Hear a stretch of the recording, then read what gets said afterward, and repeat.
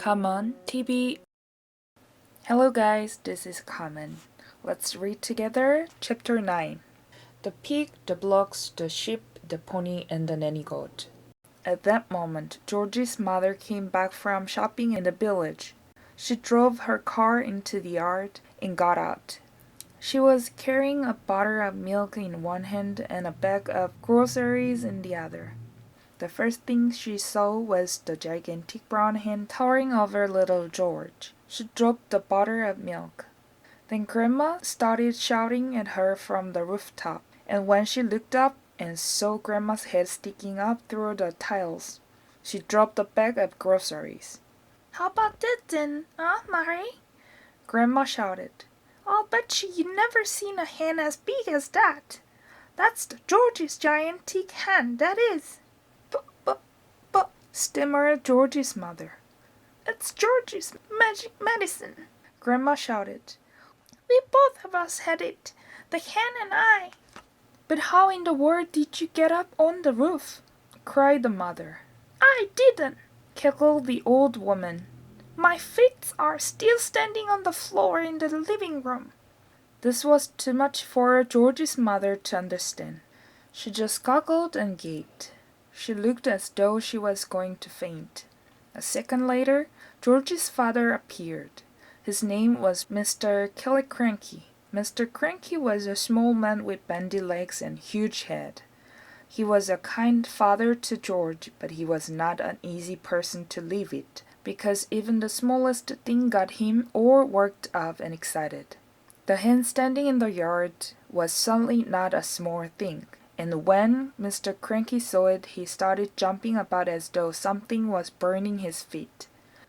"Great heavens!" he cried, waving his arms. "What's this? What's happened? Where did it come from? It's giant hen! Who did it?" "I did," Georgie said. "Look at me!" Grandma shouted from the rooftop. "Never mind about the hen. What about me?" Mr. Cranky looked up and saw Grandma. "Shut up, Grandma," he said. It didn't seem to surprise him that the old girl was sticking up through the roof. It was the hen that excited him. He had never seen anything like it. But then who had? "It's fantastic!" Mr. Cranky shouted, dancing round and round. "It's colossal! It's gigantic! It's tremendous! It's a miracle! How did you do it, George?" Georgie started telling his father about the magic medicine. While he was doing this, the big brown hen sat down in the middle of the yard and went cluck, cluck, cluck, cluck, cluck, cluck, cluck, cluck. Everyone stared at it. When it stood up again, there was a brown egg lying there. The egg was the size of a football. "That egg would make scrambled eggs for 20 people," Mrs. Cranky said. "George!" Mr. Cranky shouted. "How much of this medicine have you got?" "Lots," Georgie said. "There's a big saucepanful in the kitchen, and this bottle here is nearly full." "Come with me," Mr. Cranky yelled, grabbing George by the arm. "Bring the medicine. For years and years I've been trying to breed bigger and bigger animals. Bigger bulls for beef, bigger pigs for pork, bigger sheep for mutton." They went to the pig's sty first. Georgie gave a spoonful of medicine to the pig.